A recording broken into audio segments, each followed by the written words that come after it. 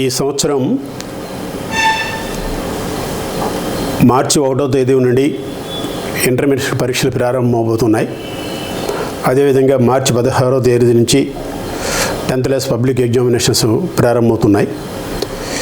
ఈ సందర్భంగా ఇంటర్మీడియట్ చదువుతున్న విద్యార్థులకు అలాగే 10th చదువుతున్న విద్యార్థులకు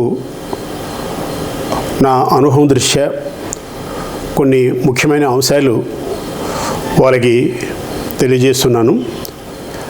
వీటిని తల్లిదండ్రులు, విద్యార్థులు జాగ్రత్తగా పరిశీలించి ఆలోచించి వాళ్ళు ఆచరిస్తారని చెప్పేసి నేను భావిస్తున్నాను. ముఖ్యంగా పరీక్షలకు వెళ్ళే ముందు విద్యార్థులు ఒక రకమైన మానసిక ఒత్తిడికి లోను కావడం జరుగుతుంది. ఆ ఒత్తిడిని అధిగమించినప్పుడు మాత్రమే వాళ్ళు పరీక్షల్లో బాగా రాయడానికి అవకాశం ఉంటుంది. సో ఒత్తిడి లేకుండా ఉండాలనుకున్నప్పుడు వాళ్ళు కొత్తగా ఏమైనా పాఠ్యాంశాలకు సంబంధించి చదవడం చేసుకోకుండా ముందు నుంచి ఏదైతే బాగా చదువుతున్నారో వేటిపైతే ఏ ప్రశ్నలు లేదా జవాబుల పట్లయితే ఒక అవగాహనతో ఉంటారో వాటిని బాగా చదవడం, రివిజన్ చేసుకోవటం, వాటిలో ఏమైనా సందేహాలు కానీ ఉంటే ఆ సందేహాలని వెంటనే నివృత్తి చేసుకోవడం, ఇంకా కష్టంగా ఉన్నప్పుడు ఆ అంశంలో ఉన్న ముఖ్యమైన వాటిని జాగ్రత్తగా ఒక వైట్ పేపర్ మీద నోట్ చేసుకొని ఉంచుకోవడం చాలా అవసరం. ఈ రకంగా ఉండేటప్పుడు పరీక్షలకి వాళ్ళు బాగా రాయడానికి అవకాశం ఉంటుంది. ఒత్తిడికి కూడా దూరంగా ఉండడానికి అవకాశం ఉంటుంది. పరీక్షల ముందు చాలా ఎక్కువ మంది విద్యార్థులు ఎక్కువ కాలం రాత్రంతా చదువుకొని తర్వాత పగలంతా కూడా పెద్దగా యాక్టివ్గా లేకుండా ఉండడానికి అవకాశం ఉంటుంది. అంచేత ఎట్టి పరిస్థితుల్లో కూడా పరీక్షల సమయంలో కానీ పరీక్షల ముందు కానీ ఎక్కువ కాలము చదవడం ముఖ్యం కాదు. మీరు రోజు 7 గంటల కాలం నిద్రపోవడం చాలా అవసరం. ఎంత ఆరోగ్యంగా ఉంటే అంత బాగా పరీక్షలు రాయడానికి అవకాశం ఉంటుంది. మరి నిద్ర లేకుండా ఉండి నిద్ర లేమికి కానీ గురైతే మీకు ఇటువంటి ఒత్తిడికి అనారోగ్య సమస్యలకు కూడా గురి కావడానికి అవకాశం ఉంటుంది. కాబట్టి అందరూ కూడాను గమనించవలసిన అంశం ఏంటంటే మీరు మొదటి నుంచి ఏ ప్రణాళికతో చదువుతున్నారో, ఏ రకమైన టైమింగ్స్ అలవాటు చేసుకుంటున్నారో అటువంటి ప్రణాళికతోనే పరీక్షల ముందు కానీ పరీక్షలప్పుడు కానీ చదవడం అలవాటు చేసుకోవాలి. రాత్రులందు 10 గంటలకల్లా మీరు చదువును పూర్తి చేసి ఎర్లీ మార్నింగ్ 4 గంటలకల్లా లేచి పరీక్షకు వెళ్ళే ముందు ఒక 2 గంటల కాలం పాటు మీరు చదివినంతా కూడా ఒకసారి ఎట్ ఏ గ్లాన్స్ రివిజన్ చేసుకోవడం చాలా అవసరం. అలాంటప్పుడు పరీక్షకి మీరు వెళ్ళేటప్పుడు ఎటువంటి ఆందోళనకు గురి కాకుండా బాగా రాయడానికి అవకాశం ఉంటుంది. మానసిక ఆందోళన కానీ వచ్చింది అంటే అయ్యో నేను పరీక్షల్లో బాగా రాయలేను, నేనేమీ బాగా చదవలేదు, ఇటువంటి ఆందోళన అనేది ఎట్టి పరిస్థితుల్లో కూడా లేకుండా చూసుకోవాలి. అంచేతే సంవత్సరం పొడుగునా మీరు జాగ్రత్తగా ఒక ప్రణాళికను తయారు చేసుకొని ఒక స్ట్రిక్ట్ టైం టేబుల్ని చదువు విషయంలో ఏర్పాటు చేసుకొని ఎవరైతే ఆ రకంగా చదువుకోవడం జరుగుతుందో వారు తప్పనిసరిగా పరీక్షల్లో బాగా రాయడానికి అవకాశం ఉంటుంది. సబ్జెక్ట్ మీదుగా ఒక కమాండ్, ఒక అవగాహన అనేది తప్పనిసరిగా ప్రతి ఒక్కరికి రావాలి. అంటే ఎందుకు ఈ మాట అంటున్నానంటే చాలామంది కొన్ని ఇంపార్టెంట్ ప్రశ్నలు జవాబులు వాటి మీద దృష్టిలో పెట్టుకుని వాటినే చదువుతూ ఉంటారు. ఎగ్జామినేషన్స్లో ఆ ప్రశ్నలు వస్తే బాగానే హ్యాపీగా ఫీల్ బాగా రాస్తారు. కానీ ఆ ప్రశ్నలు కానీ రాకపోతే చాలా వరకు వీళ్ళు డిసప్పాయింట్మెంట్కి గురి కావాల్సిన అవసరం వస్తుంది. అదే సబ్జెక్ట్ మొత్తం మీదుగా ఒక అవగాహన, ఒక కమాండ్ సంపాదించుకున్నారనుకోండి, ప్రశ్న ఏ విధంగా ఇచ్చినా సరే బాగా రాయడానికి అవకాశం ఉంటుంది. ఎందుకంటే ఇప్పుడు ప్రశ్నలు 3 రకాలుగా ఉంటాయి. SA type questions, short notes, short questions, అలాగే వెరీ షార్ట్ క్వశ్చన్స్ అని ఉంటాయి. సో వీటన్నింటినీ మనం బాగా రాయాలనుకున్నప్పుడు మొత్తం ఆ పాఠ్యాంశం మీదుగా ఒక అవగాహన, ఒక కమాండ్ ఉండేటప్పుడే బాగా రాయగలం. అందులో ఏది ఇంపార్టెంట్ అనేది ఎంచుకుంటూ రాస్తే మీరు కొంతవరకు నిరుత్సాహానికి లోను కావాల్సిన అవసరం మాత్రం తప్పనిసరిగా ఉంటుంది. అలానే పరీక్షకి వెళ్ళే ముందు మీరు ప్రీవియస్ ఎగ్జామినేషన్స్ అలాగే మోడల్ పేపర్స్ కూడా ఒకసారి పరిశీలించండి. సో ఆ మోడల్ పేపర్స్ అన్నిటి కూడా పరిశీలించి ఆ మోడల్ పేపర్స్లో ఎటువంటి క్వశ్చన్స్ ఏ రకంగా అడుగుతున్నారు, ఏ టాపిక్స్ మీదుగా అడుగుతున్నారు అనేవి ఒకసారిగా మీరు పరిశీలించండి. కాబట్టి అటువంటి టాపిక్స్ మీదుగా, పాఠాల మీదుగా మీరు ఎక్కువగా దృష్టి కేంద్రీకరించవలసిన అవసరం ఉంటుంది. అందుచేత మీరు ఆ పేపర్స్ అన్ని చదవడం వల్ల చాలా వరకు ఎగ్జామినేషన్స్లో మంచి మార్క్స్ తెచ్చుకోవడానికి అవకాశం ఉంటుంది. అందులో ఈ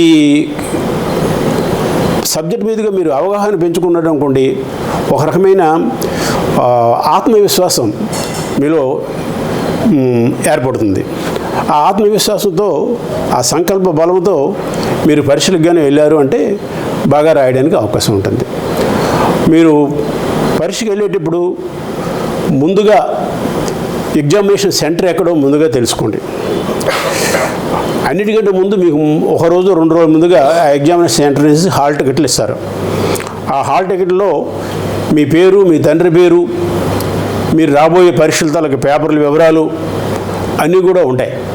అవన్నీ సక్రమంగా ఎటువంటి స్పెల్లింగ్ మిస్టేక్స్ లేకుండా, మీ నేమ్ ఎస్పెషల్లీ, మీ తండ్రి నేమ్ ఎస్పెషల్లీ ఎటువంటి స్పెల్లింగ్ మిస్టేక్స్ లేకుండా ఉందా లేదో ఒకసారి చూసుకోండి. ఏమైనా అటువంటిది కానీ ఉంటే వెంటనే ఆ కన్సర్న్డ్ ప్రిన్సిపల్ దృష్టిలో పెట్టండి. ఏం చెప్తుందంటే, ఇప్పుడు హాల్ టికెట్లో ఏ నేమ్ అయితే మీకు ఉంటుందో అదే నేమ్ తర్వాత మీకు సర్టిఫికెట్లో ఫ్యూచర్లో జరిగే అన్నింటిలో కూడా అదే పేరు కంటిన్యూ అవుతుంది. కాబట్టి ఇప్పుడు జాగ్రత్త పడవలసిన అవసరం మాత్రం చాలా ఉంది. సో హాల్ టికెట్ తీసుకున్న తర్వాత మీరు పరీక్షలకు సన్నద్ధమైనట్టుగా భావించాలి. మొత్తం టైం టేబుల్ అంతా కూడా ఒకసారి ఏ రోజు ఏ పరీక్ష అవుతుంది ఒకసారి జాగ్రత్తగా పరిశీలించండి. ఆ పరీక్ష టైమింగ్స్ ఒకసారి గమనించండి. మీకు 9 గంటల నుంచి 12 గంటల మధ్యలో జరుగుతుందా, లేకపోతే ఒకసారి 2 గంటల నుంచి 5 గంటల మధ్యలో జరుగుతుందా, ఇటువంటివన్నీ కూడా టైమింగ్స్ జాగ్రత్తగా గమనించండి. సో అందులో టైమింగ్స్ మెన్షన్ చేసిన తర్వాత మీకు ఆ హాల్ టికెట్ మీదుగా విద్యార్థులు అవలంబించవలసిన కొన్ని సూచనలు ఉంటాయి. ఆ సూచనలు ఒకసారి చదవండి. అవన్నీ కూడా మీకు బాగా ఉపయోగపడేవి. అవేవో ఇంగ్లీష్లో ఉన్నాయిలా నాకేంటి అవసరం లేదులే అనే ఆలోచనతో మీరు ఉండొద్దు. వీలుంటే మీ కన్సర్న్డ్ సబ్జెక్ట్ టీచర్స్ ద్వారా కానీ, లేదా మీ ప్రిన్సిపల్ ద్వారా కానీ, లేదా మీ పేరెంట్స్ ద్వారా కానీ ఒకసారి క్షుణ్ణంగా ఆ విషయాలన్నింటినీ కూడా ఒకసారి పరిశీలించండి.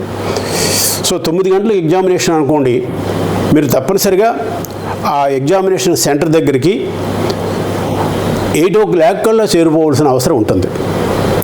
చాలా వరకు చాలామంది ఏం చేస్తున్నారంటే 9 గంటలకు ఎగ్జామ్ కదా 8:30కి బయలుదేరుదామనే ఆలోచనతో కొంతమంది లేటుగా బయలుదేరుతారు. ఈలోగా దారిలో కొన్ని సమస్యలు రావచ్చు. ట్రాఫిక్ సమస్య అని కానీ, లేకపోతే మరొక సమస్య అని రావచ్చు. దానివల్ల ఏంటవుతుందంటే మీరు ఎగ్జామినేషన్కి లేట్ అవ్వడానికి చాలా అవకాశం ఉంటుంది.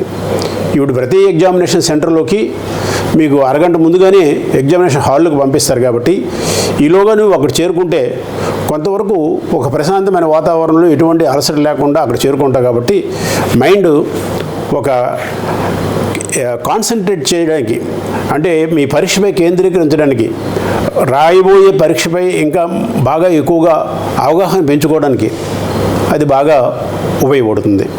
అదే లేటుగా వెళ్ళామనుకోండి కొన్ని రకాల ఈ ఆందోళనకు గురి కావాల్సిన పరిస్థితి వస్తుంది. అందుచేత ఎవరు కూడాను పరీక్ష హాల్కి ఎట్టి బస్సులు కూడా లేటుగా వెళ్తుంది. అందుచేత 1 గంట ముందుగా ఎగ్జామినేషన్ సెంటర్ దగ్గర చేరుకోండి. సో 8:30 కల్లా మీకు లోపలికి ఎగ్జామినేషన్కి పంపించడం జరుగుతుంది. హాల్లో పంపిస్తారు. పంపించిన తర్వాత 8:45 కల్లా మీకు అందరూ కూడా సీట్లలో కూర్చుని పెట్టి మీకు ముందుగా ఆన్సర్ పేపర్స్ సర్క్యులేట్ చేస్తారు. సో ఆన్సర్ పేపర్స్ వాళ్ళు ఇచ్చిన సీటింగ్ ప్రకారం మీకు ఇవ్వడం జరుగుతుంది. సో ఆ సీటింగ్ ప్రకారం మీరు కూర్చున్న తర్వాత ప్రతి ఆన్సర్ పేపర్కి కూడా ఒక నెంబర్ ఉంటుంది. సో ఆ నెంబర్కి ప్రకారంగా మీరు కూర్చోవలసి ఉంటుంది. అంచేతే మీ హాల్ టికెట్ మీదుగా ఉన్న నెంబరు అక్కడ ఉన్న నెంబరు సరిపోయిందో లేదో కూడా చూసుకోండి. కొంతమంది హాల్ టికెట్ చివరిగా ఉన్న 3 డిజిట్లు మాత్రమే చూస్తారు. అలా కాకుండా మొత్తం నెంబర్ అంతా కూడా చూడండి. ఎందుకంటే చివరి 3 డిజిట్లు కొన్నింట్లో కొన్ని వేలలో ఉంటుంది. ఒక్కోసారి 21,000లో ఉంటుంది, 31,000లో ఉంటుంది, లేదా 50,000లో కూడా ఉంటుంది, లేదా 1000లో కూడా ఉంటుంది. అంటే 123 సరిపోయింది కదా, 1123 నా నెంబర్ అనుకొని చెప్పి సరిపోతారు. కానీ 2023 కూడా 1123 కూడా 2123 కూడా ఉండొచ్చు. అలాంటి 123 సరిపోయిందని కూర్చుంటే నువ్వు ఆబ్సెంట్ అయిన నీ సీట్లో కాకుండా ఆబ్సెంట్ అయిన క్యాండిడేట్లో ఒకసారి కూర్చునే పరిస్థితి కూడా ఉంటుంది. నువ్వు పరీక్ష రాసిన తర్వాత మళ్ళీ తర్వాత ఏమీ చేయలేని పరిస్థితి కూడా ఉంటుంది. అంచేత అది చాలా అవసరం. ఎప్పుడైతే నీ పరీక్ష హాల్లో కూర్చున్నావో ఎదురు వాళ్ళతో మాట్లాడకుండా, పక్క వాళ్ళతో సంప్రదించకుండా, నీ మనసు కంప్లీట్గా కేంద్రీకృతమైనట్టు కళ్ళు మూసుకొని ఒకసారి ఒక ప్రశాంత వాతావరణంలోకి ఒకసారి అలాగా ఎగ్జామినేషన్ సంబంధించి మీరు అవగాహన చేసుకోండి. తద్వారా ఏంటవుతుందంటే మనకు మానసిక ప్రశాంతత అనేది ఏర్పడుతుంది. ఇలా అంతా జరిగిన తర్వాత కొన్ని ఎగ్జామినేషన్ హాల్లో అసిస్టెంట్ ఇన్విజిలేటర్ వచ్చిన తర్వాత మీకు కొన్ని మెటీరియల్స్ ఇస్తారు. అవన్నీ నింపవలసి ఉంటుంది. ఆ నింపిన తర్వాత వాళ్ళు ఇచ్చిన హాల్ టికెట్ నెంబరు, మీ తీసుకెళ్ళిన హాల్ టికెట్ నెంబరు, వాళ్ళు ఇచ్చిన అటెండెన్స్ షీట్ నెంబర్ సరిపోయిందో లేదో చూసుకొని దాని మీదుగా మీరు సంతకం చేయవలసి ఉంటుంది. తర్వాత ఏంటంటే మీరు ఆ అటెండెన్స్ షీట్ మీదుగా సంతకం చేసిన తర్వాత మీ వివరాలన్నీ సరిపోయేది కూడా ఒకసారి చూసుకోండి. అలా సరిపోయిన తర్వాత మాత్రమే మీరు దాని మీదుగా సంతకం చేయాలి. ఇవన్నీ అయిన తర్వాత మీకు 9 o'clockకి ఈ క్వశ్చన్ పేపర్ డిస్ట్రిబ్యూషన్ బెల్ ఇవ్వడం జరుగుతుంది. అప్పుడు క్వశ్చన్ పేపర్స్ మీకు డిస్ట్రిబ్యూట్ చేస్తారు. డిస్ట్రిబ్యూట్ చేసిన తర్వాత ఆ క్వశ్చన్ పేపర్ మీదుగా ఉన్న నెంబరు మీకు మీ తాలూకా దీని ప్రకారం మీ ఇచ్చిన హాల్ టికెట్లో ఉన్న దీని ప్రకారం సరిపోయిందో లేదో ఒకసారి చూడండి. క్వశ్చన్ పేపర్ తీసుకున్న తర్వాత వెంటనే మీరు ఆ క్వశ్చన్స్ అన్నీ కూడా నాకు ముందు ఒక క్వశ్చన్ బాగా వచ్చింది, అది కనిపించింది అని చెప్పేసి రాసేయడానికి ఎవరికో ప్రయత్నం చేయకండి. ఒకసారి క్వశ్చన్ పేపర్ అంతా మొత్తం చదవండి. మొదట ఒక 5 నిమిషాలు దానికోసం కేటాయించండి. తద్వారా ఏంటవుతుందంటే ఆ క్వశ్చన్ పేపర్ మీదుగా ఒక అవగాహన మీకు ఏర్పడుతుంది. ఇందులో ఏది నేను బాగా రాయగలను, ఏది బాగా రాయలేను, ఏవి మంచి కరెక్ట్గా అయిన ఆన్సర్లు నేను చెప్పగలను, దాని మీదుగా రిప్రజెంట్ చేయగలను అనేది కనిపిస్తుంది. కాబట్టి మీరు వాళ్ళు ఇచ్చిన సూచనలు, క్వశ్చన్ పేపర్ మీదుగా కొన్ని సూచనలు ఉంటాయి. ఆ సూచనల ప్రకారం కొన్ని వరుస క్రమంలో రాయవలసి ఉంటుంది, కొన్నింటికి బొమ్మలు అవసరం ఉంటుంది, కొన్నింటికి లేబులింగ్ అవసరం ఉంటుంది. ఇవన్నీ కూడా జాగ్రత్తగా గమనించండి. అందులో కొన్ని క్వశ్చన్స్ ఇంపార్టెంట్గా రాయాలని చెప్పేసి అందులో మెన్షన్ చేస్తాడు. అవన్నీ చూసుకుంటూ మీరు ఏవైతే బాగా రాయగలము, వేటికైతే ఫుల్ మార్క్స్ వస్తాయి అనేది ఆలోచించి అటువంటి ముందుగా అటెంప్ట్ చేయడానికి ప్రయత్నం చేయండి. వీళ్ళంత మట్టుగా మీరు వెరీ షార్ట్ ఆన్సర్స్ అనేవి ఉంటాయి. ఆ వెరీ షార్ట్ ఆన్సర్స్ అన్నీ ఒకే చోట ఒక వరుస క్రమంలో రాయవలసి ఉంటుంది. అలాంటప్పుడు ఆ వరుస క్రమంలో అన్నీ నీకు బాగానే వస్తే పర్వాలేదు. లేదని మధ్యలో 1, 2 రాలేదనుకోండి, ఆ నెంబర్ వేసేసి అక్కడ ఖాళీ విడిచిపెట్టండి. ఖాళీ విడిచిపెట్టి మిగతా దానికి వెళ్ళండి. తద్వారా ఏంటవుతుందంటే ఈ రాని గురించి ఎక్కువగా ఆలోచించి టైం వేస్ట్ చేసుకోవడానికి అవకాశం ఉండదు. ఎందుకంటే ఇక్కడ సమయం అనేది చాలా ఇంపార్టెంట్. ఆ 3 గంటల కాలంలో నువ్వు రాయగలిగినంత రాయడానికి మనం ప్రయత్నం చేయాలి. ఒకవేళ నీకు మ్యాటర్ నీలో ఎక్కువగా ఉన్నా ఆ 3 గంటలు దాటిపోయిన తర్వాత రాస్తావు అనుకున్నా సరే నీకు టైం ఉండదు. కాబట్టి సో దాన్ని ఏ విధంగా కుదించి రాయడానికి అవకాశం ఉంటుందో ఆ రకంగా కుదించి మీరు రాసి టైం మాత్రం అడ్జస్ట్ చేసుకుంటారు. సమయభావన అనేది చాలా ఇక్కడ ఇంపార్టెంట్. దాన్ని జాగ్రత్తగా మీరు అడ్జస్ట్ చేసుకుంటూ రాయండి. అలాగే వెరీ షార్ట్ క్వశ్చన్స్ అయిపోయిన తర్వాత షార్ట్ క్వశ్చన్స్, తర్వాత షార్ట్ క్వశ్చన్స్ అయిపోయిన తర్వాత ఎస్ఏ క్వశ్చన్స్, తర్వాత అన్నింటికీ కూడా మీరు గమనించవలసింది ఏంటంటే మంచి హ్యాండ్ రైటింగ్ అనేది చాలా అవసరం. అస్తవ్యస్తంగా ఎట్టి బస్సులో కూడా రాయకుండా చూడండి. అక్కడ హ్యాండ్ రైటింగ్ ఎంత చక్కగా ఉంటే అంత ఎక్కువ ఇంప్రెషన్ పేపర్ మీదుగా, ఆన్సర్ పేపర్ మీదుగా పడుతుంది. కాబట్టి అది బాగా మీరు గమనించాలి. తర్వాత మరొక ముఖ్యమైన విషయం ఏంటంటే, మీరు రాస్తున్నప్పుడు కొంతమంది క్వశ్చన్ రాయడము, దాని తర్వాత కింద జవాబు అని రాయడం రాస్తుంటారు. అలా ప్రత్యేకించి క్వశ్చన్ అంతా నువ్వు రాయవలసిన అవసరం లేదు. ఆ నెంబర్ వేసి మార్జిన్లో తర్వాత జవాబు లేదా ఆన్సర్ అని రాసి మీరు మార్జిన్ తర్వాత పాయింట్స్ అన్నీ రాసుకుంటూ వెళ్ళండి. వీళ్ళంత మట్టుగా ఎప్పుడు కూడా క్వశ్చన్ నెంబర్ తాలూకా నెంబర్స్ అన్నీ, ఆన్సర్స్ అన్నీ కూడా మార్జిన్లో వేయడానికి చూడాలి నువ్వు. కొంతమంది మార్జిన్ తప్పించి క్వశ్చన్ నెంబర్స్ బయట వేస్తారు. అలాగే ఎట్టి బస్సులో కూడా వేయకండి, మార్జిన్లో వేయండి. అలా వేయడం వల్ల ఏంటుందో, క్వశ్చన్ నెంబర్ 1 తాలూకా ఆన్సర్ ఇతను రాశాడు, క్వశ్చన్ నెంబర్ 2 తాలూకా ఆన్సర్ ఇతను రాశాడు అని మనకు అందులో కనిపిస్తుంటాయి. ఆ రకంగా ఉంటే చాలా బాగుంటుంది. అలాగే ఇలా రాస్తున్నప్పుడు మీకు ఇంపార్టెంట్ పాయింట్లు ఎక్కడైనా రాసిన దాంట్లో కానీ అనిపిస్తే వాటిని అండర్లైన్ చేస్తూ ఉండండి. అండర్లైన్ చేయడం వల్ల ఏంటవుతుందంటే, వాల్యుయేషన్ చేసే ఎగ్జామినర్కి ఈ పాయింట్ చాలా ఇంపార్టెంట్, ఒకసారి మళ్ళీ మీరు దీని మీదకి పెట్టండి అని చెప్పడం అనమాట. అలా దానికి మీకు ఎగ్జామినర్ దృష్టి ఆకర్షించి ఎక్కువ మార్కులు తెచ్చుకోవడానికి అవకాశం ఉంటుంది. కొంతమంది కొద్దిగా ఆందోళనకు గురయ్యేటప్పుడు కొన్నిసార్లు ఏం చేస్తారంటే, ముందు 2-3 క్వశ్చన్స్ అటెంప్ట్ చేస్తారు. అవి ఏవో చిన్న చిన్న తప్పులు వస్తాయి. అప్పుడు దాన్ని కొట్టేస్తారు. తర్వాత మళ్ళీ ఆన్సర్లు రాయడం ప్రారంభిస్తారు. ఇలా 1-2 సార్లు ఆ మొదటి పేజీలో కానీ 2 పేజీలో కానీ చేస్తే వాల్యుయేషన్ చేసే ఎగ్జామర్కి ఈ పేపర్పై, అంటే పేపర్ రాసే వ్యక్తిపై ఇంప్రెషన్ కొంతవరకు తగ్గిపోతుంది. ఈ కన్ఫ్యూజింగ్గా ఉన్నాడు, కరెక్ట్గా రాయలేడేమో అని ఒక రకమైన ఇంప్రెషన్తో ఎగ్జామినర్స్ ఉంటారు. అంచేది ఎప్పుడు కూడా సాలిడ్గా మనం ఆన్సర్లు రాయగలం, సాలిడ్గా దానికి మంచి మార్కులు వస్తాయి, ఏ రకమైన తప్పులు లేవు అనుకునివే ముందు మొదటి 2-3 పేజీల్లో మీరు అటెంప్ట్ చేయడానికి ప్రయత్నం చేయండి. తర్వాత చాలామంది ఏం చేస్తారంటే, ఎస్ఏ క్వశ్చన్స్ ముందు అటెంప్ట్ చేస్తారు. ఎస్ఏ క్వశ్చన్స్ ఎట్టి బస్సులు కూడా ముందు అటెంప్ట్ చేయకండి. ఏం చేద్దంటే, వెరీ షార్ట్ ఆన్సర్స్కి 2 మార్క్స్ 1 మార్కు ఉంటుంది. సో అది కరెక్ట్ అయితే 1 మార్కు 2 మార్క్స్ కరెక్ట్గా ఇచ్చేస్తాయి, దానికి ఇంకా తగ్గించడానికి అవకాశం ఉండదు. తర్వాత షార్ట్ ఆన్సర్స్ ఉంటాయి, వాటికి కూడా ఒక 5 వాక్యాలు 6 వాక్యాలు లేదా 7 వాక్యాల్లో సమాధానం ఇవ్వాల్సి ఉంటుంది.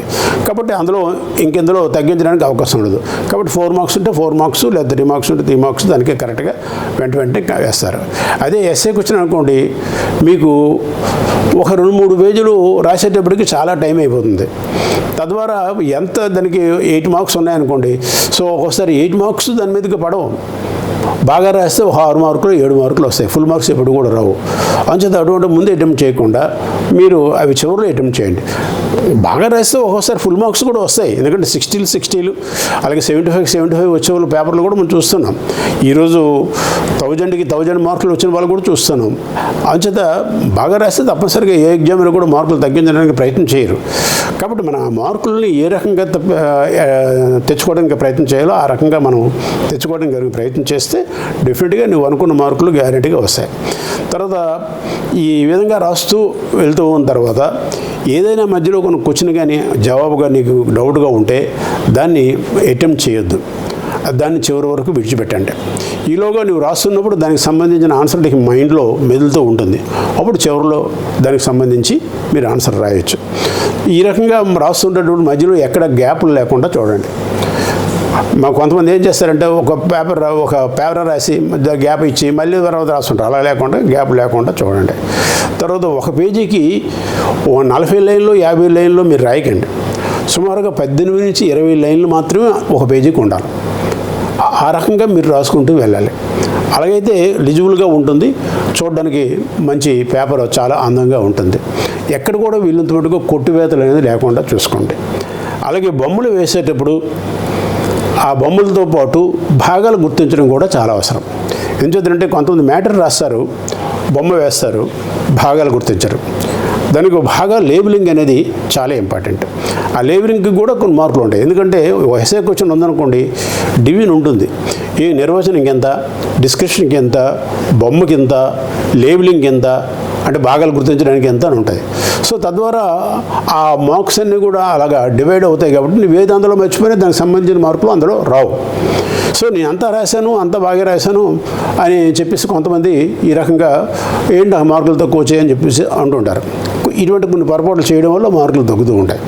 ఈ రకంగా అన్నీ చేసేసిన తర్వాత మొత్తం అంతా రాసిన తర్వాత ఒకసారి నువ్వు రాసిన పేపరు లాస్ట్కి వీళ్ళంత మటుకు ఇదంతా చూసుకొని లాస్ట్కి ఒక పావు గంట 15 నిమిషాలు ఖాళీ ఉండేటట్టు మీరు టైం అడ్జస్ట్ చేసుకోండి.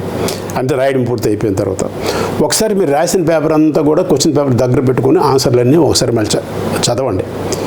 ఈ గాబరాలో మనం మంచి బాగా అనుకున్నవి కూడా ఒకసారి తప్పులు రాస్తుంటాం అందులో.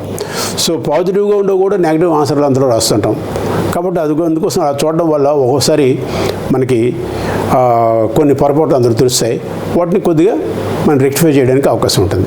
ఇలాగ పేపర్ అంతా ఒకసారి చదివేసిన తర్వాత లాస్ట్లో మొత్తం అంతా అయిపోయిన తర్వాత లాస్ట్లో ది ఎండ్ అని నువ్వు అక్కడ రాయవలసి ఉంటుంది. ది ఎండ్ అని రాసి నువ్వు అక్కడితో పేపరు అంతా కూడా జాగ్రత్తగా ఉంది, ఇంకేం పర్వాలేదు. సో ఇవన్నీ కూడా నేను బాగా రాశాను.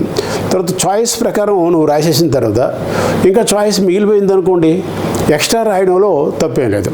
నీకు టైం కానీ మిగిలి ఉంటే ఎక్స్ట్రా రాయడం వల్ల తప్పేం లేదు. అయితే ఈ అన్నీ రాసుకుంటూ వెళ్ళిపోతే కొన్నిసార్లు అసలు నువ్వు మర్చిపోవడానికి కూడా అవకాశం ఉంటుంది. కాబట్టి ముందు నీ మార్క్స్కి సంబంధించి ప్రిస్క్రైబ్డ్ ఆన్సర్స్ అన్నీ రాసేసిన తర్వాత ఇంకా ఎక్స్ట్రా టైం కానీ ఉంటే అప్పుడు నువ్వు రాసుకోవచ్చు. ఈ ఎక్స్ట్రా రాయడం వల్ల ఉపయోగం ఏంటి ఉంటుందంటే, నువ్వు మొదట రాసిన ఆన్సరు తర్వాత రాసిన ఆన్సరు ఒకటే క్వశ్చన్కి సంబంధించి ఉంటుందనుకోండి. ఈ రెండింటిలో దేనికి ఎక్కువ మార్కులు పడ్డాయో చూసి దాన్నే వాల్యుయేషన్లో టోటలింగ్ తీసుకుంటారు. ఉదాహరణ 9 మార్కులకి మొదటి దాంట్లో 6 వచ్చాయి, నువ్వు తర్వాత లాస్ట్లో చివరిలో రాసావు ఒకటి, దానికి అదే 7 మార్కులు వచ్చాయి అనుకోండి. సో 7 మార్కులు వచ్చింది పరిగణలోకి తీసుకుంటారు. కాబట్టి అది చాలా అవసరం.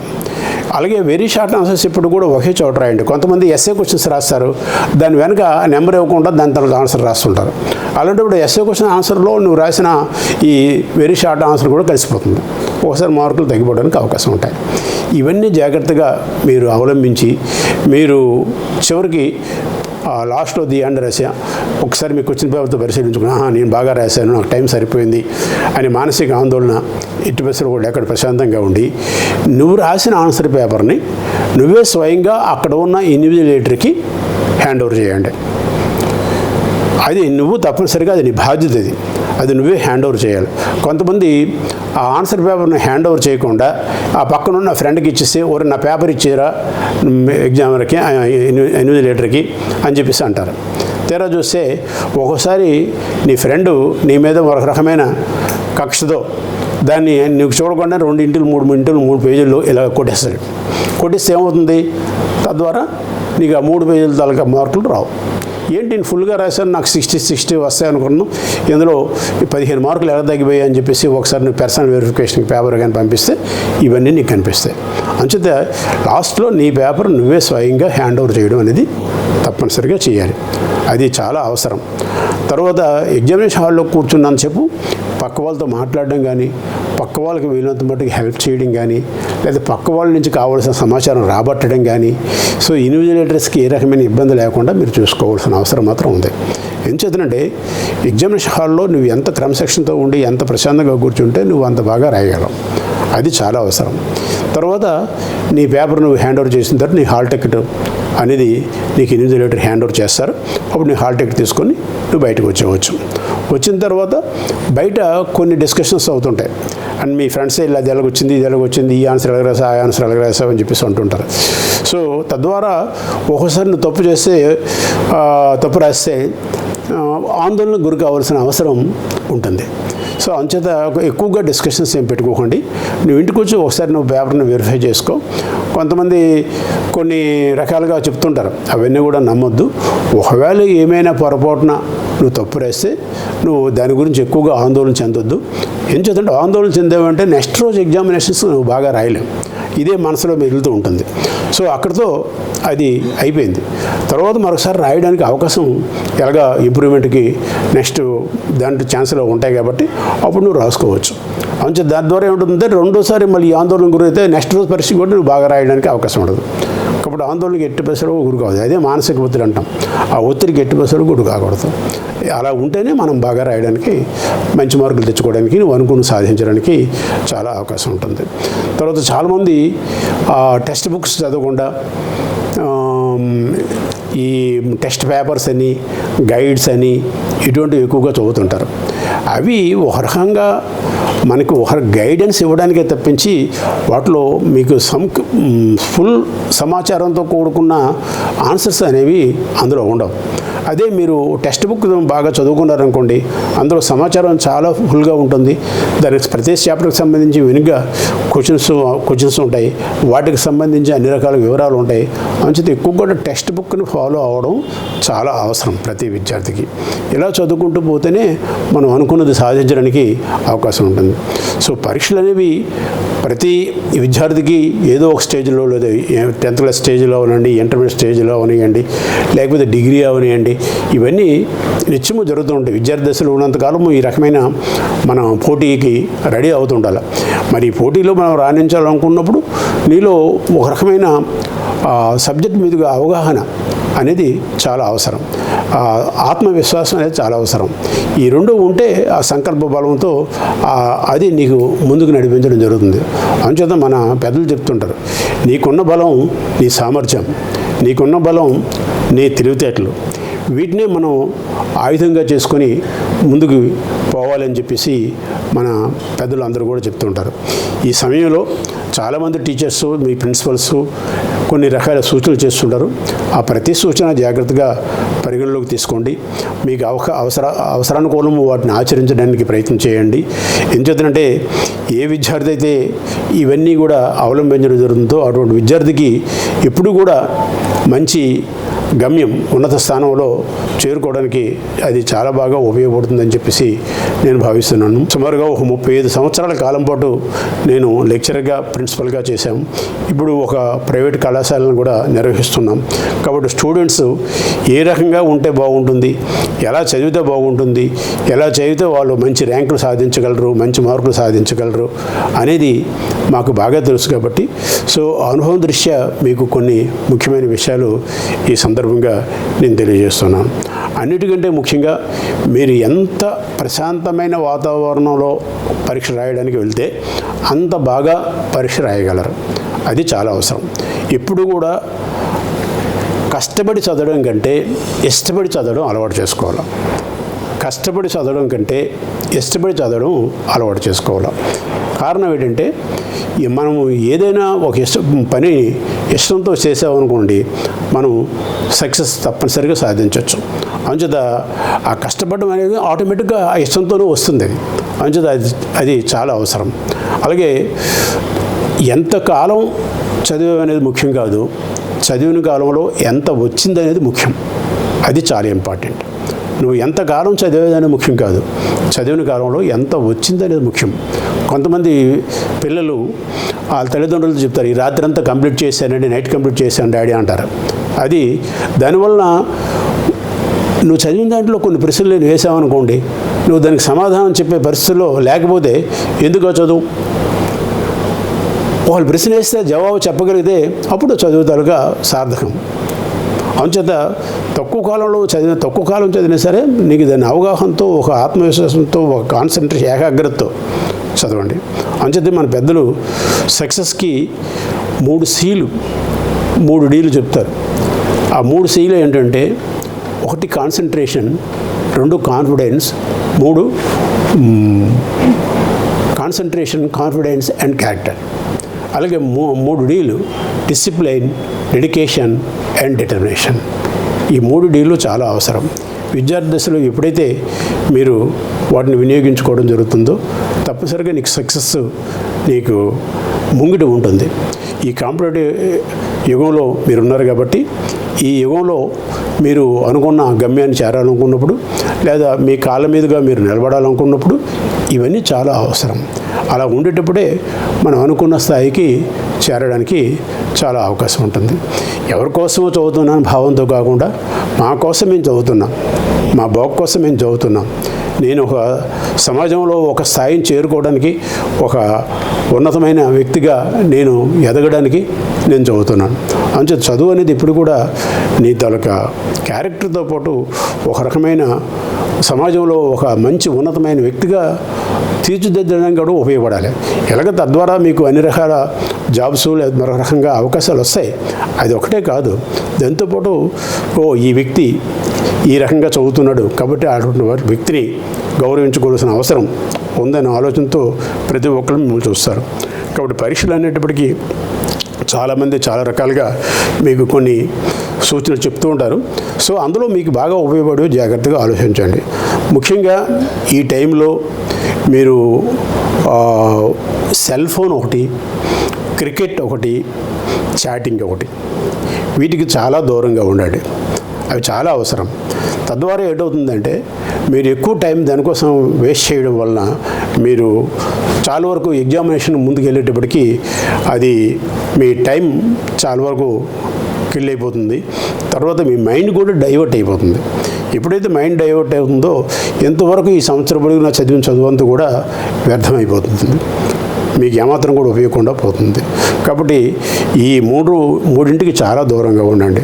తర్వాత నువ్వు నీ ఇంట్లో కానీ లేదా నీ విద్యాలయంలో కానీ చదువుకుంటున్నప్పుడు నీ పనేదో నువ్వు చూసుకుంటూ దాని మీద కాన్సన్ట్రేషన్ చేయండి. ఒకళ్ళు ఇంట్లో చదువుతున్నప్పుడు సపరేట్గా ఒక రూమ్లో కూర్చొని నీ సబ్జెక్ట్కి సంబంధించి అన్ని రకాల పుస్తకాలు పక్కన పెట్టుకొని చదువుతూ ఉండడం చాలా అవసరం. ఆ రోజు టీవీలు కానీ లేకపోతే ఈ సెల్ ఫోన్లు కానీ ఇటువంటి వాటికి చాలా దూరంగా ఉండాలి. తర్వాత మంచి ఎగ్జామినేషన్స్ టైంలో మంచి ఫుడ్ కూడా చాలా అవసరం. అంటే ఫుడ్ అంటే ఏదో ప్రోటీన్లతో కూడుకున్న ఫుడ్ అయితే చాలు, అలా పీచు పదార్థాలతో కూడుకున్న ఫుడ్ అయితే చాలు. అంచేత మసాలాలు కానీ నూనెలు కానీ ఇటువంటి వాటితో ఉన్న ఫుడ్ కానీ తింటే ఒక్కోసారి మధ్యలో అనారోగ్యానికి గురి కావడం కూడా అవకాశం ఉంటుంది. కాబట్టి చాలా సరళంగా జీర్ణమయ్యే ఆహార పదార్థాలు తీసుకోవడం చాలా అవసరం. అలాగే వేపుడులు కానీ నూనె పదార్థాలు కానీ క్రొవ్వులతో కూడుకున్నవి కానీ ఇటువంటి వాటికి దూరంగా ఉండడానికి ప్రయత్నం చేయండి. తర్వాత ఎక్కువగా కొంతమంది నైట్ చదువుతుండగా ఎక్కువ కాలం టీ తాగుతుంటారు. అది టీ అనేది రోజుకు ఒకసారి తీసుకోవడంలో తప్పేం లేదు. కానీ రాత్రిపూటనే నేను నిద్ర రాకుండా ఉండాలని చెప్పి 3 సార్లు 4 సార్లు టీ తాగుతూ పోతే అది నెక్స్ట్ రోజు వచ్చేటప్పుడు నీకు కొన్ని రకాల అనారోగ్య పరిస్థితులు తీసుకెళ్ళడానికి అవకాశం ఉంటుంది. ఇవన్నీ కూడా దృష్టిలో పెట్టుకుని జాగ్రత్తగా మీరు చదివితే అనుకున్నది సాధించడానికి, అనుకున్న మార్కులు సాధించడానికి అవకాశం ఉంటుంది. తద్వారా మీకు ఒక పేరు వస్తుంది, మీ తల్లిదండ్రులకు ఒక పేరు వస్తుంది, మీ తల్లిదండ్రులు కూడా ఎంతో హ్యాపీ ఫీల్ అవుతారు. అదేవిధంగా మీ సంస్థ కూడా, మీ విద్యా బుద్ధులు నేర్పిన సంస్థ కూడా ఎంతో హ్యాపీగా ఫీల్ కావడం జరుగుతుంది. ఈరోజు ఎంతోమంది ఉన్న స్థాయిలో ఉన్న వ్యక్తులందరూ కూడా ఇటువంటి కొన్ని సూచనలు విద్యార్థి దశలో పాటించడం జరిగింది. కాబట్టి వాళ్ళు ఉన్నతమైన స్థానాల్లో ఐఏఎస్లు, ఐపీఎస్లు, డాక్టర్లుగా చదివి ఎంతోమంది స్థిరపడడం జరిగింది. అంతే మీకంటే ఎవరు గొప్పవారు ఏం కాదు. అలా వాళ్ళు కూడా ఒకప్పుడు స్టూడెంట్లే, వాళ్ళు కూడా ఒకప్పుడు ఇటువంటి సంస్థలో చదువుకున్న వాళ్ళే. అంచేత వాళ్ళు మొదటి నుంచి ఒక నియమ నిబంధనలకు లోనే వాళ్ళు చదువుకుంటూ ఉన్నారు కాబట్టి, వాళ్ళు చదువుకున్నారు కాబట్టి ఈరోజు ఆ స్థాయికి చేరుకోవడం జరిగింది. సో మేము ఎందుకు చేరుకోలేము ఆ స్థాయికి, మేము ఎందుకు అటువంటి పరిస్థితికి చేరుకోకూడదు, మాకు కూడా ఎందుకు అటువంటి గుర్తింపు రాకూడదు అని ఒక పట్టుదల, ఒక సంకల్పం. అదే స్వామి వివేకానంద చెప్పేటప్పుడు నీలో ఉన్న సామర్థ్యం, నీలో ఉన్న తెలివితేటలే నీ బలం. నేను ఎందుకు పనికిరాను, నాకేంటి రాదు అనుకుంటే అదే నీ బలహీనత. సో అంచేత మనం ఎప్పుడు కూడా బలాన్నే నిరూపించుకోవడానికి ప్రయత్నం చేయాలి. తద్వారా ప్రతి ఒక్కరికి ఒక గుర్తింపు వస్తుంది. వీళ్ళంత మటుకు ప్రతి ఒక్కరికి సహాయం చేయడానికి ఎటు పరిస్థితుల్లో కూడా ఏ రకమైన మరొక రకాన్ని కించపరిచే విధంగా, మరొకరిని అవహేళన చేసే విధంగా మీరు మాట్లాడడం ప్రయత్నం చేయకూడదు. వీళ్ళంత మటుగా పరీక్షల టైంలో లేనిపోని కాన్వర్సేషన్స్లో మీరు దూరకండి, అనవసరమైన టాపిక్స్లోకి వెళ్ళకండి. ఈ టైంలో క్రికెట్ మ్యాచెస్ వస్తుంటాయి, ఈ టైంలో కొన్ని మంచి మంచి సినిమాలు రిలీజ్ అవుతుంటాయి.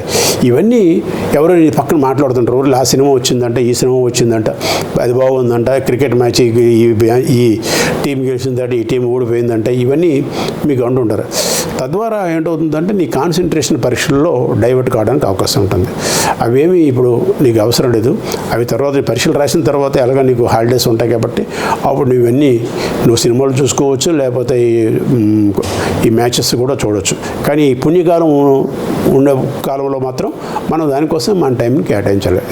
ఏం చేద్దంటే ఈ పుణ్యకాలం అయిపోయిన తర్వాత నువ్వేం చేద్దాం అనుకున్నా మళ్ళీ ఈ టైం రాదు. ఎందుకంటే సమయం అనేది చాలా ఇంపార్టెంట్. ఆ సమయాన్ని సద్వినియోగం చేసుకోవడమే అన్ని విధాలా బాగుంటుందని చెప్పేసి నేను మీ అందరికీ తెలియజేస్తున్నాను. విద్యార్థి దశలో ఉన్నప్పుడు ఇంటర్మీడియట్ స్టేజ్ అనేది చాలా ముఖ్యమైన స్టేజ్. ఆ స్టేజ్లో మీ మైండ్ ఏది మంచి ఏది చెడ్డ అనే విచక్షణ జ్ఞానాన్ని తప్పనిసరిగా కలిగి ఉండాలా. ఇప్పుడు కూడా మంచి వైపే మీ మైండ్ డైవర్ట్ కావడానికి కాన్సన్ట్రేట్ చేయడానికి చూడండి. ఇప్పుడు కూడా చెడు వైపు డైవర్ట్ కావద్దు. ఎందుకంటే తద్వారా ఇంతవరకు ఈ 2 సంవత్సరాలు చదివినంత కూడా మీకు జీవితం వేస్ట్ అయిపోతుంది. విద్యార్థి దశలో 1 సంవత్సరం వేస్ట్ అయ్యిందంటే తర్వాత మన జీవితంలో ఏదో ఒక రకమైన అవకాశాన్ని కోల్పోవడం జరుగుతుంది. అంచేత అటువంటి పరిస్థితి తెచ్చుకోకుండా జాగ్రత్తగా ఇటువంటి విషయాలన్నింటినీ కూడా మీరు దృష్టిలో ఉంచుకొని బాగా రాయడానికి అన్ని విధాలు ప్రయత్నం చేయాలి. ఎవరైతే ఆందోళన గురవుతారు, ఎవరు ఆందోళన గురవుతారో మొదటి నుంచి ఎవరైతే ఒక క్రమశిక్షణ వాతావరణంలో చదువుకోలేదు, ఎవరైతే ఇండిసిప్లిన్గా ఉన్నారో, ఎవరైతే కాలేజీకి ఎక్కువగా లేదా స్కూల్కి ఎక్కువగా ఆబ్సెంట్లు అవుతున్నారో, ఎవరైతే అప్డేట్గా వర్క్ విషయంలో లేరో అటువంటి వాళ్ళు ఇటువంటి ఆందోళన గురి కావాల్సిన అవసరం ఉంటుంది. అదే మొదటి నుంచి ఒక ప్రణాళికతో చదువుతూ ఉన్నారనుకోండి, ఎవరు కూడా ఆందోళన గురి కావాల్సిన అవసరం లేదు. అంచేతే ఎగ్జామినేషన్స్ ముందు ఇవన్నీ కూడా మనం సమకూర్చుకోవాలి. ఎంత ప్రశాంతమైన వాతావరణాన్ని మన మైండ్ని కేంద్రీకృతమయ్యేటట్టు చూసుకోవాలి. ఇవన్నీ చూసుకున్నప్పుడు ఎట్టి వయసులో కూడా మీరు ఆందోళన గురికారు, ఒత్తిడికి గురికారు. తద్వారా మీరు అనుకుని సాధించడానికి అవకాశం ఉంటుంది. ఒకసారి ఏదైనా పొరపాటున కొన్ని అనుకున్నది రాయలేకపోతే నిరుత్సాహపడకండి. అది మీకు రెండవ ఎగ్జామినేషన్ కొంతవరకు మీకు రెండోది కూడా బాగా రాయకుండా ఉండడానికి అది తోడ్పడుతుంది. అలా కాకుండా అక్కడితో అది మర్చిపోయి రేపు పరీక్ష నేను బాగా రాస్తాను, సో ఏదైనా అందులో తప్పు జరిగితే రెండోసారి అటువంటి తప్పు లేకుండా నేను చూసుకుంటాను అనే దాంతో మీరు ముందుకు పోండి. ఎందుకంటే మన పెద్దలు చెప్తారు, ఒక అపజయం రెండోసారి విజయానికి నాంది అని. ఆ విజయాన్ని రావాలి అనుకున్నప్పుడు ఇటువంటివన్నీ కూడా మనం తప్పనిసరిగా ఆచరించవలసిన అవసరం ఉందని చెబుతూ ఈ ఇంటర్మీడియట్ చదువుతున్న విద్యార్థులు అవనివ్వండి లేదా 10th క్లాస్ చదువుతున్న విద్యార్థులు అవనండి, ఇటువంటి విషయాలన్నింటినీ కూడా జాగ్రత్తగా దృష్టిలో పెట్టుకుని మీరు బాగా చదివితే అనుకున్న స్థాయికి చేరుకోవడం జరుగుతుంది. మంచి మార్కులు, మంచి ర్యాంకులు తెచ్చుకోవడానికి అవకాశం ఉంటుంది. తద్వారా మీ తల్లిదండ్రులకి ఒక పేరు తెచ్చిన వాళ్ళు అవుతారు. అదేవిధంగా మీ చదువుకున్న సంస్థకు కూడా ఒక మంచి పేరు తెచ్చుకున్న వాళ్ళు అవుతారు. తర్వాత ముఖ్యంగా మీకు మీరు ఒక ఉన్నత స్థాయిలో అది నిల్చుని పెట్టడానికి, అందరి చేత గౌరవించబడడానికి అది బాగా దోహదపడుతుంది.